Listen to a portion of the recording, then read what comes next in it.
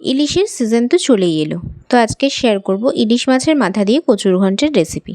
তো এখানে গাটি কচু নিয়েছি, এটাকে কেটে ভালো করে ধুয়ে নুন হলুদ মাখিয়ে রেখেছি যাতে এর আঠাটা চলে যায়। আর লাগছে বেগুন, বেগুনটাকে টুকরো করে কেটে রেখেছি, সামান্য একটু আলু আর পেঁপে টুকরো করে কাটা আছে, পেঁপেটা একটু বেশি পরিমাণেই ইউজ করা হবে। আর নিয়েছি পেঁয়াজ, হাফ মিডিয়াম সাইজের পেঁয়াজকে টুকরো করে কেটে রেখেছি, আর 3টে মিডিয়াম সাইজের লঙ্কা। এরপর গাটি কচুটাকে খুব ভালো করে ধুয়ে নিচ্ছি। তো এতে কী হবে, এর মধ্যে থাকা আঠাটা সম্পূর্ণভাবে চলে যাবে।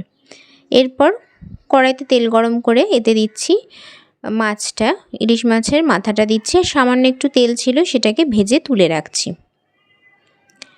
আপনারা চাইলে শুধু মাথাটা দিয়েও করতে পারেন, তো যেহেতু অল্প পরিমাণে তেল ছিল আমরা সেটাও এই তরকারিটাই ইউজ করব। এরপর কড়াইতে তেল গরম করে দিচ্ছি 5 ফোড়ন, একদম সামান্য পরিমাণে 5 ফোড়ন দিয়েছি, আর দিচ্ছি 2টো তেজপাতা। একটু পুড়ে গেলে এরপর কচুগুলো দিয়ে খুব ভালো করে কচুগুলোকে ভেজে নিতে হবে।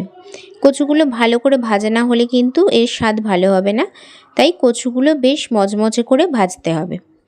তো সেজন্য কচুটাকে প্রথমে দিয়ে এর মধ্যে কোনো নুন দিচ্ছি না, অর্ধেক ভাজা হলে এতে আলুগুলো দিয়েও আমি ভেজে নিচ্ছি।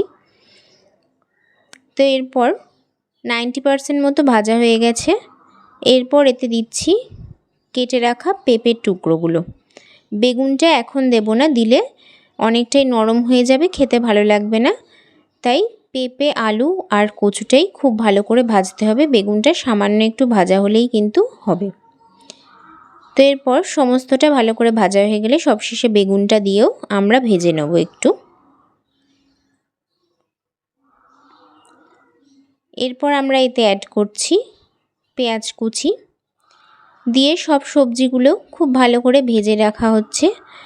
তো এতে এরপর আমরা অ্যাড করছি পরিমাণ মতো নুন আর সামান্য একটু হলুদ গুঁড়ো। গ্যাসের ফ্লেমটা লো টু মিডিয়ামে রেখেই এই ভাজাটা করলে সবজিগুলো ভালো সেদ্ধও হয়ে যায়, ভাজাটাও ভালো হয়।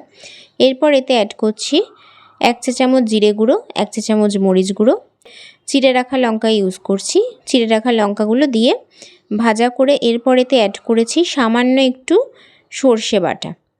তো সর্ষে বাটার মধ্যে এরপর আমরা সামান্য জল মিশিয়ে নিয়ে এই জলটা দিয়েই এটাকে কষতে থাকবো, তাতে কিন্তু খুব ভালো স্বাদ হয়। তো অল্প অল্প করে ওই সর্ষে বাটার জলটা দিচ্ছি, দিয়ে এটাকে কষাতে থাকছি। এরপর কষানো হয়ে গেলে এতে ইলিশ মাছের মাথা আর ওই তেলটা দিয়ে একটু নাড়াচাড়া করেই আমরা এতে জল ঢেলে দেব। যেহেতু সবজিগুলো খুব ভালো করে ভাজা হয়ে গেছে তাই সেদ্ধ হতে বেশি সময় লাগবে না। এরপর জল দিয়ে ঢাকনা চাপা দিয়ে 10 মিনিট ফোটালেই সমস্ত সবজিগুলো সেদ্ধও হয়ে যাবে।